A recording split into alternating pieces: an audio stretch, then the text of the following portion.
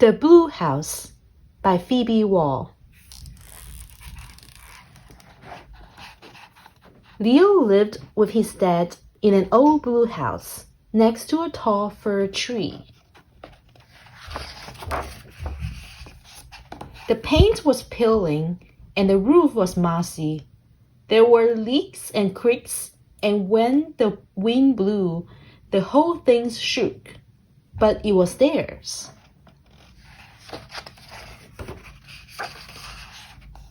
Leo loved the blue house in winter, with its hiding places and cozy spaces. When the old heater broke, they would bake a pie just to warm up the kitchen.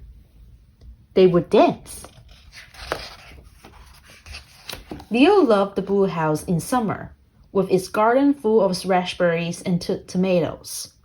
He would play in the yard until the sun went down.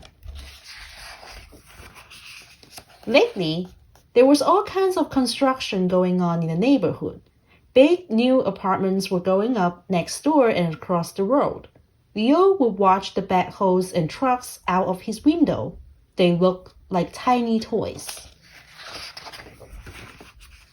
I'm worried our will be next, he heard his dad say on the phone one night. But Leo knew his dad was wrong. The blue house would be there forever. One day, Leo's dad picked him up from school, but instead of going home, they got ice cream and went to the beach. I got a letter from the landlord today, Leo's dad said. They have sold our house. It's going to be torn down. I'm sorry, but we're going to have to move.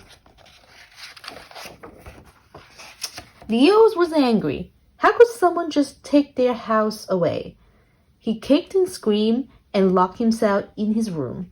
They couldn't tear it down if he never came out. But Leo got hungry and after a while went down for dinner. I'm angry too, his dad said. So after they ate, they danced and stomped and raged together. They shred on guitar and Leo did a special scream solo. It made both of them a little less mad. Soon, the blue house began to fill up with boxes. Every day, another familiar object was packed away.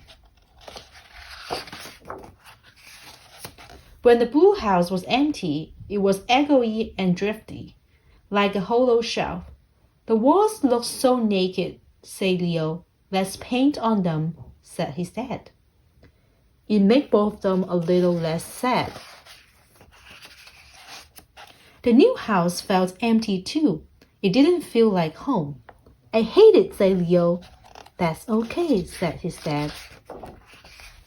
One day, Leo and his dad walked by the hole where the blue house has been. When they shut their eyes, they could see it clearly.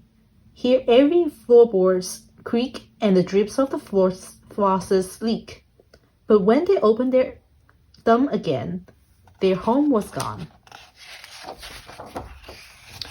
That night, as Leo lay in bed staring at the empty walls of his new room, he had an idea.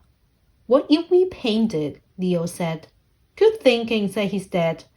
Then together they mixed the perfect shade of blue. And it made them both feel a little more at home. Little by little, familiar objects began to appear in the new home. After school one day, Leo and his dad baked a pie in the kitchen.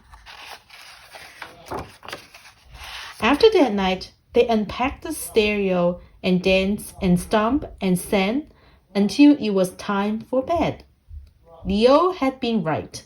The blue house would be there forever. And with little passing day, the new house was becoming theirs too.